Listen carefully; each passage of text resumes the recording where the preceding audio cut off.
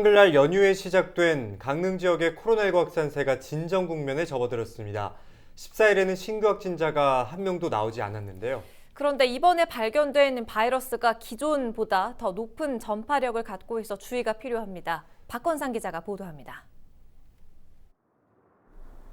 한글날 연휴에 시작된 강릉 지역의 코로나19 확산세. 강릉에서만 6명의 신규 확진자가 나왔고 중학생까지 감염되면서 지역사회에 비상이 걸렸습니다. 다행히 14일에는 추가 확진자가 없었습니다. 관련 중학교 학생과 교사 등 약 500여 명에 대한 검사 결과도 모두 음성으로 나와 고비는 넘긴 것으로 보입니다. 강릉에서 확산된 코로나19 바이러스는 서울 이태원 클럽 집단 발생 이후 발견된 것들과 같은 형태의 것으로 확인됐습니다. 이른바 GH형으로 분류되는데 학계에서는 코로나 변이가 생기면서 전파력이 기존 S와 V형보다 최대 6배 높은 것으로 보고 있습니다. 아마 그걸로 추정하는 이유는 지금 저희가 2차, 3차, 4차까지 나간 상황에서 봤을 때 이 전파 속도가 보통 아까 해바님 말씀대로 2, 3일 정도의 감염이 충분히 이루어진 걸로 봐서는 아마 그런 쪽에 GH형이 아닐까 추정하는 단계일 뿐입니다. 실제로 강릉 16번 확진자와 같은 주점에 있던 확진자 3명은 4m나 떨어진 곳에 앉아 있었지만 감염됐습니다. 방역당국은 이들이 오랜 시간 밀폐된 공간에 있으면서 전염된 것으로 보고 있습니다.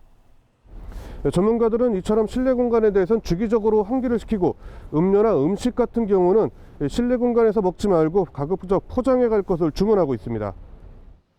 하지만 일부 시민들은 코로나19에 대한 경각심이 다소 누그러지면서 소규모 지역사회 감염으로 이어진 것이 아니냐는 반응입니다. 실제로 야외에서는 마스크를 쓰지 않거나 턱에 걸치는 등 부적절하게 사용해 논란이 발생하기도 합니다.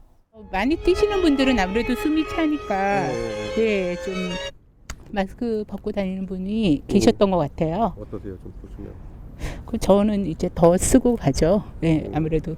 근데 뭐 제가 썼으니까 괜찮을 것 같다는 생각은 하면서 그 주변이 약간 조금 걱정되기는 하죠.